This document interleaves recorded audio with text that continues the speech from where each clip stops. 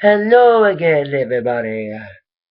Zack Attack is here with my Teenage Impact Wrestling review for this Thursday evening, January the 30th, 2014, where it was, live, but it was actually taped delayed from Glasgow, Scotland tonight for the European tour. And it proves once again that it doesn't matter what company goes to UK, whether it's WWE or TNA, the UK is and has some of the best wrestling fans in the wrestling universe. Tonight's Impact was another mixed bag tonight. In my mind, it was a little more talk and a lot less action, especially with our first match being a 2-minute match and a DQ in the match. But then we had also two real matches. The only good thing about tonight was not a screwy main event tonight. Not screwy like last week's little debacle involving Magnus and Sting. Plus, we have the investor reveal tonight. And let me say this. It's a guy that I would have dreamed of being it's a guy that I have been kind of hoping to go to TNA, a former WWE superstar. But in my mind, debuting as the investor wasn't the best way to debut, in my humble opinion. I think he should have just debuted as himself, not as this so-called investor, because they've been hyping it up. So, should have been a lot bigger star to be an investor, but not this guy. But I'm glad this guy, nonetheless, is in TNA. That's the clue. Trying to do it again.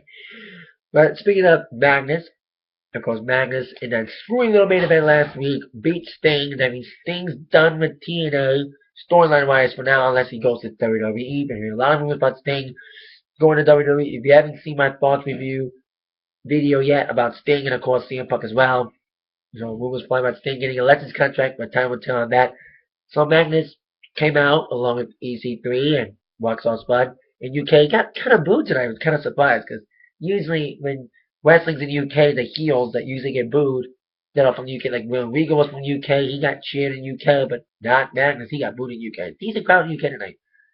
Better than the crowd in Cleveland, Ohio for Wall. Like I said, once again, UK has best fans. Wrestling, doesn't matter what company it is.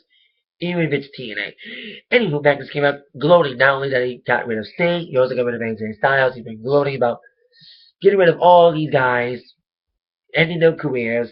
Well, two guys who kind of are sick and tired of Magnus's kiss-assing and his shenanigans, referring to Kurt Angle and Samoa Joe, two members of the Main Event Mafia that let Magnus in.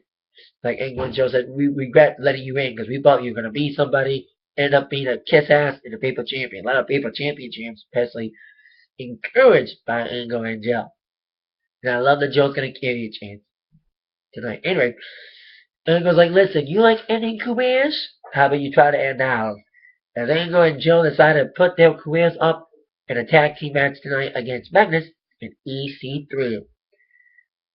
And then Angle's like, listen, we're putting our careers on the line, but how about we raise the stakes a little bit? If you win, our careers are done. But if Angle or Joe win, they get a title shot against Magnus. Despite Dixie Carter's hesitation to let this match go on, especially with her being uptight tonight with this whole investor being revealed tonight, Magnus overruled his boss, saying, you don't control me, I'm the champion, I overrule you, this match is on tonight. And thinking they were going to have another screwy main event tonight, with a lot of people from Team Dixieland interfering, they had another thing coming. First things first, Angle and Joe decided to take out the one man who has been the final blow when it comes to getting rid of Sting and AJ being the knockout blow and getting rid of them in both their matches against Magnus, Bobby Roode. But Bobby Roode, after getting a beatdown from Joe and Magnus, not only physically but verbally threatened not to interfere tonight. He's like, you think I'm the threat? Yeah, right. Well, there will be no such interference at all at any cost because through the American Wolves, Davey Richards and this Eddie guy, they of course are the mouthpiece of this investor, and via the Wolves, the investor, who will be revealed later on, saying there'll be no interference tonight at all, or the people who interfere get fired. Now on to the first match, a Divas match, a Knockouts match. Now, I love the Knockouts, I've always said Knockouts are better than Divas. But I say Divas match tonight because this Knockouts match was delayed of a Divas match. 2 minutes tonight. It felt like watching a Divas match. It was short. Damn you, Bruce Pritchard, for trying to shorten knockouts matches. Damn you, Brother Love. I hate you. I hate you. Nah, I love you. I love that for sure. But anyway, short knockouts match. But more like a squash tonight. Is Gail Kim leaving the company or what? You know, first lost the knockout championship to Madison Wayne. And it was kind of sad this match was short because Madison Wayne, the person that beat Gail, would team up tonight in a little bit of a mini Beautiful People reunion with Velvet Sky against Lady Top and Gail. And like I said, is Gail Kim leaving the company? Because I think she lost the Knockouts Championship to Madison Rain 2 weeks ago, and now it felt like a squash tonight. Like I said, it was very short. It was like the length of a Divas match. It was like watching a Divas match. It was like short and not a lot of action. It was just Velvet and Madison taking care of Lady Tapa, just enough time to have Velvet easily squash Gail with the in your face. Like I said, is Gail leaving the company? Is that why they're squashing her? Because Gail's leaving the company? Who knows? Who knows what's going on in that situation? Meanwhile, speaking of situations, we would have Chris Sabin come out following the victory of Velvet and Madison in an OK Knockouts match, even though it was the late ever Divas match. So Sabin was of course upset that he and his little girlie friend are having their problems, especially after Velvet cost Chris Sabin the X Division Championship last week, despite being trapped in a cage in his match against Mr. Austin Aries. Now, if you see my reviews of Impact, I kind of been sensing that one way or another, sorry, last segment tonight, that Chris Sabin and Velvet would break up one way or another because of his bilateral relationship. Well, Velvet verbally said to Chris after Chris begged Velvet to apologize for interfering and costing the title last week. She said, "Oh, I'm sorry for breaking your heart. Well done, buddy. Bye, bye, bye. Goodbye." No. Goodbye. But Sabin's like, "We're not done till I say it's done." So I think Chris Sabin will be a headache for Velvet for a few weeks. But I think Sabin and Velvet are officially done. Speaking of two people who have their little issues, but unlike Velvet and Chris, kissed and made up, should I say, referring to Gunner and James Storm, who've had their issues as of late, especially stemming from Gunner getting the briefcase over James Storm and the Feast of Fire briefcase, and been fighting over it for the last month, culminating in the match last week on Impact with James Storm. If you didn't see my review of last week's Impact, or Brian Norris Genesis Part 2, I said that Gunner Storm had like a Lions fumble move. He fumbled the ball, Gunner recovered, because James Storm had a briefcase, he fumbled the briefcase, Gunner recovered, and of course Gunner got the briefcase. And Storm's like, I've had my partners back. And Gunner, we've had our issues the last couple of weeks over this briefcase. And try to put an end to this. I thought they were gonna fight to end it. But instead they kind of buried the hatchet. But Gunner's like, listen, Storm, you would have done the same thing. If you were in my shoes, you would have done the same thing. You would have jumped over me to get that briefcase, especially when he brought up feeding his children. A lot of bringing up family tonight, as we would see in a later segment involving Billy Ray and Mr. Anderson. Anyways, Gunner and Storm kind of kissed and made up, buried the hatchet what made you, settling the issues without getting any more physical violence. They would take out the physical violence on two men who would come and crash the party. Of course, referring to Bad Influence, Taz and Daniels, saying that Gunner, don't believe Storm's hype. Storm's a backstabbing forward, he knows it. So to kind of test out this newly reformed team, how about we challenge you two, Gunner and Storm, against us, Taz and Daniels, the self-proclaimed best tag team in the business. I like them. I've always said that. You see my reviews as well. I've always applauded Bad Influence. So Bad Influence would challenge Gunner and Storm. Oh, by the way, Gunner's briefcase is on the line tonight. So if Kaz and Daniels pin Gunner, one of them gets the briefcase with the title match. So, here we are with our second match. Well, actually our first real match. I don't count the first match as a real match because it was more like a Divas match. Like I said, knockout, sad to say, Divas match. Because it was the length of a Divas match. So I keep mentioning it. Anyway, so we have Gunner and Storm taking on Kaz and Daniels.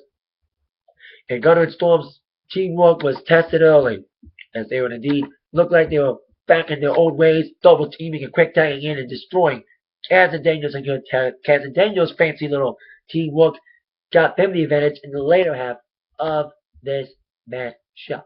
I like the back to the promo. I like they were calling him monkey farts. Kaz and Daniels were calling Storm and Gunner monkey farts. I like that little promo.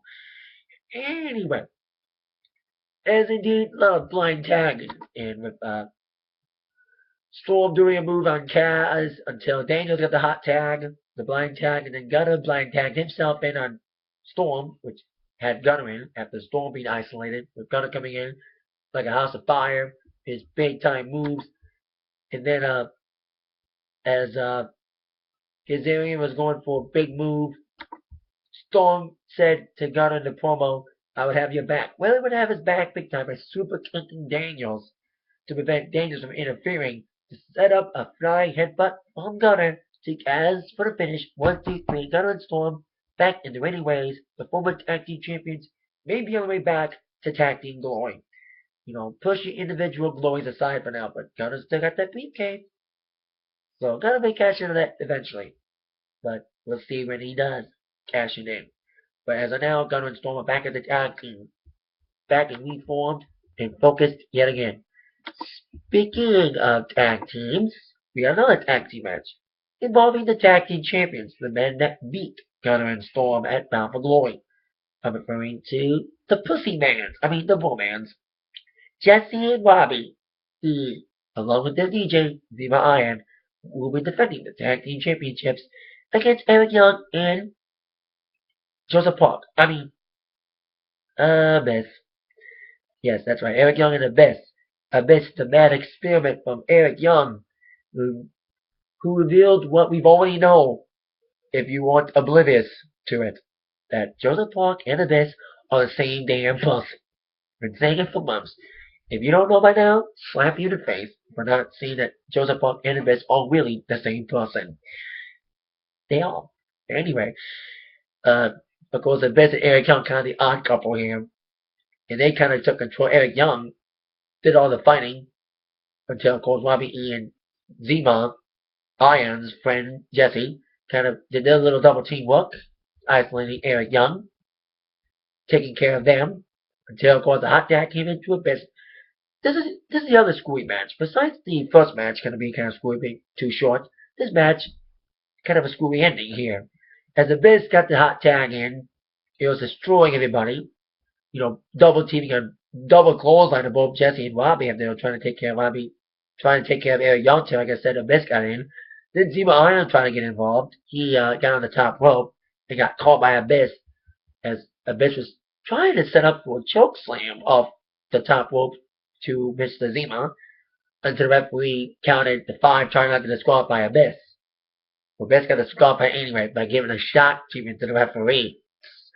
So the referee called the match, match was DQ, kind of a screwy ending, with Abyss costing Eric Young and him the tag team title. But of course, the mad scientist and his Frankenstein got a little fight as Frankenstein turned on his creator, as Abyss would chokeslam Eric Young to hell. He threatened it last week when Eric Young got saved by Abyss last week after a 2-on-1 beatdown by Robbie E and Jesse. Abyss did kind of tease a chokeslam to Eric Young last week, but this week he got the chokeslam Mr. Young, the mad scientist. So Abyss was snapping. He delivered the shot to the referee, chokeslam Eric Young, and then Eric Young, he is a crazy one. He challenged Abyss to a Monsters Ball next week. Cuckoo! What are you thinking, Eric Young? You know the old saying goes, Joe's gonna kill you? Abyss is gonna kill Eric Young. So there you go. Abyss and Eric Young did not get the titles after Abyss got disqualified. Abyss turned on his scientist, Mr. Young, and they will face off in the Monsters Ball match next week. Speaking of matches that I think may happen next week, on with a little segment involving Bully Ray pulling out a casket, which has kind of been symbolism after, of course, Mr. Anderson buried Ace Serenades in that casket after defeating Bully Ray a few months back. Of course, Bully Ray's been on a tirade since. He did beat Mr. Anderson. I think he beat him 2 weeks ago on Impact. And now, Bully Ray wants one final match with Anderson to get Anderson out of his life and out of his hair once and for all. for being a disturbance and being an annoyance. A casket match. I thought it was going to be a last man standing or even a quit match, but it would be a casket match. Has there ever been a casket match in TNA? Because you see casket matches in WWE, but unless I'm mistaken, I may be wrong. I've never seen a casket match in TNA ever. Mostly we see, like I said, casket matches in the other guys, but never have I seen a casket match in TNA. So that brought out Anderson saying that you're sick of me, well I'm sick of you, all sick of you. Everyone's angry all the time. Like I said a few weeks ago, TNF, totally not fun. And like I said earlier, Gunner brought up Storm's family. Well, a lot of family bringing up, especially when Billy Ray said to Anderson after Anderson's like, after you're gonna put me in that casket, Billy Ray, what are you gonna do? I'm going to Disneyland. No, that wasn't Billy Ray's response. That would be funny. Like, congratulations, Billy Ray. You just buried Mr. Anderson in a casket. What are you gonna do? I'm going to Disneyland. Especially with Super Bowl Sunday. The winning quarterback is gonna probably say that. Anyway, Billy Ray didn't say that. He said, what are you going to do after you bury Anderson? I'm going to pile drive your kids and your wife. Crossing the line, big time. Really personal. No wonder why my family thinks teenage talk. Anyway, I knew Anderson was going to get physical with Billy Ray. I thought I was going to nail him with the mic, which he kind of did, as Billy Ray and Mr. Anderson were getting into a little brawl, which led to Billy Ray trying to go off the top rope and Anderson blocking him, and a chair was brought in, and Billy Ray avoiding the chair from Anderson. So there you go. Anderson and Billy Ray casket match. I'm guessing the match is next week. It wasn't made official about when the match is going to be, but we'll see when it is. I'm guessing next week. Now on with our main event. With a lot of implications. Career on the line, career on the line, and a title shot on the line. Of course, Magnus and his reluctant tag partner, Rob EC3. And I hate to say this, Magnus is right about EC3. I don't care if it's storyline or not. It is legit. EC3 is a green wrestler who isn't shit. I think Magnus, like I said this a few weeks ago, you can't tell what's real and what's not anymore in TNA. Like Magnus said that about EC3 tonight about him being green. Was he saying it in storyline, or was he really meaning what he said to EC3? Did he really mean EC3 is a shitty wrestler? Or was it all storyline? Like I said, you can't tell what's real anymore. Like it's like, oh, I'm gonna diss you, but it's nothing personal. You can't tell anymore. And it's getting too personal. With Billy Ray mentioning Anderson's kids and wife, and then of course EC3 being dissed by Magnus, you can't tell what's real and what's not anymore. You can't tell anymore when it comes to people speaking. Anyway, on our main event, Magnus and EC3 with title implications against Angle and Joe. No interference, or whoever does get fired.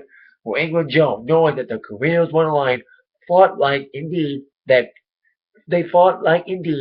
careers depended on it, as they came in with a fury and aggression and intensity and desire, trying to come in with a kill easily. But indeed, despite EC3 and Magnus' indifferences, they did try to get along and did have an advantage for the later half of this matchup. And okay, main event. The only good thing about the main event, no screwy interference that we saw last week with Magnus and Sting. No Team Dixieland cronies tonight, especially with that investor laying down the law with everyone getting fired and they interfered. Anyway, EC3 and Magnus would take care. Basically, Magnus did all the work. EC3 kind of picked up the scraps way after EC3 did all the dirty work, and then Magnus picked up the scraps, despite EC3 being mean and all that. So like I said, despite the little argument, they need to try to team up and try to take care of Angle and Joe, especially with knowing if they were to beat them, they would end them. They would get rid of them in TNA. So despite the advantage, of course, Joe and Magnus would get it on as well. Where Magnus tried to beat up on Joe, Joe came back to life, and Angle too came back to life. With indeed dealing a brilliant suplex on, of course, EC3 on the outside, with Joe and Magnus getting it on in the ringside area, beginning the matchup, with EC3 taken care of by Angle following the late rally from Angle and Joe. Joe and Magnus in the middle of the ring would set up Joe to deliver a big move, setting up the Nikita clutch, the rear naked choke to Magnus.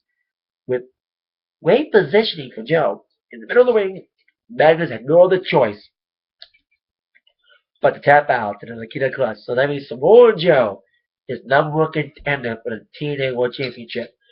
But as we saw in the earlier segment, Bobby Roode said that Dixie Carter, who's been having Bobby Roode do her favors, and the favors would reward him with a title match.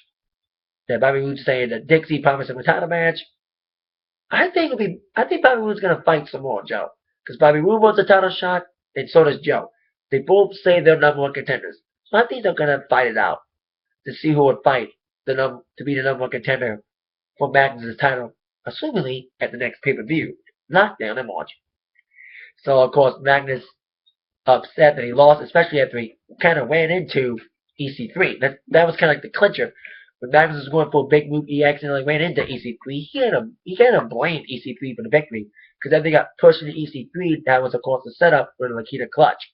So Magnus and EC3 were having an argument. Dixie Carter tried to break it up, saying that Magnus, I told you this would happen because Dixie was being all uptight, saying that I knew you were going to lose tonight. Because if you were to lose, someone was going to threaten you to lose your title. Well, it happened. Joe beat you. Joe's number one contender. You know, Dixie's all uptight with this whole investor thing over her head. And we would find out soon enough, this investor. Before that, Magnus and Angle were all bragging about, Joe and Magnus, Angle were bragging about the victory, with Joe getting a number one contendership. And of course, Angle wanting indeed to finally get the acknowledgement, to finally get in the TNA Hall of Fame, especially after finally proving himself by defeating Bobby Roode last week in the steel cage. And of course, after that little bragging, Dixie had enough of this. She had enough of this whole shenanigan. She wanted to find out this investor right now. Or they find out the investor of TNA. It's like, who's the investor? Who's the investor? Who's it gonna be? Like, big hype, making fun of this whole Jeff Jarrett thing. Like, who's the investor? Who's it gonna be? Who's it gonna be? Who's the investor?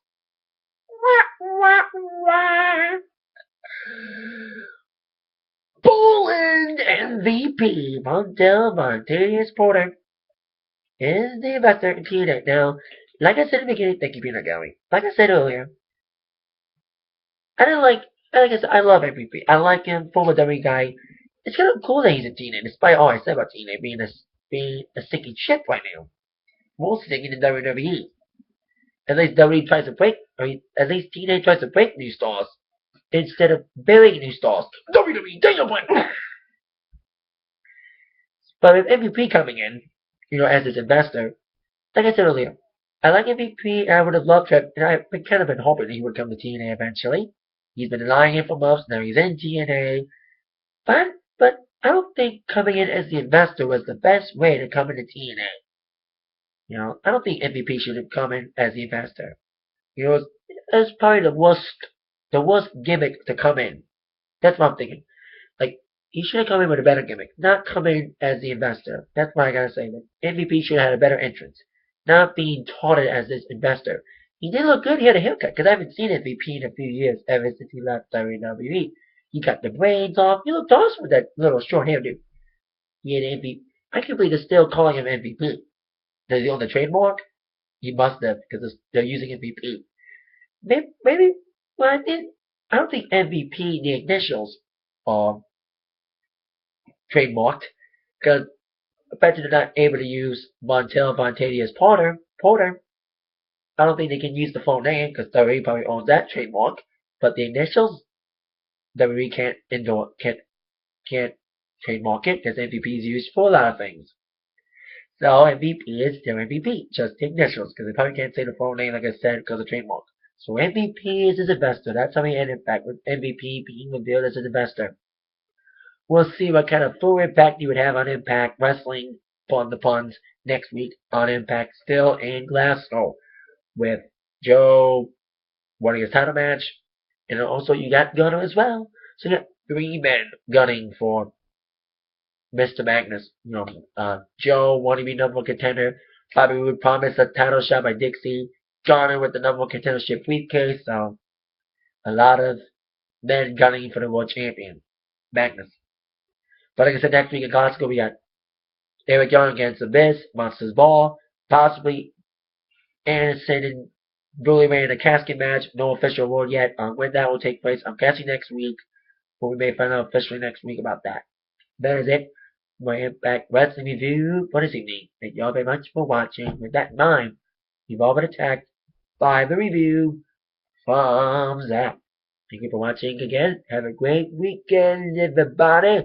And go Broncos in the Super Bowl. That's why I'm wearing my Denver shirt, man. Because I was in Denver the week when they won the championship. I have a video of the live reaction on here if you haven't seen it yet of when I was in the War, Colorado and saw the Denver Broncos win a War B-Dubs at live reaction shot. That's why I'm cheering on Broncos. I love Seahawks too, but I'm cheering on the Broncos Sunday. Thank you very much. See you later. Yeah.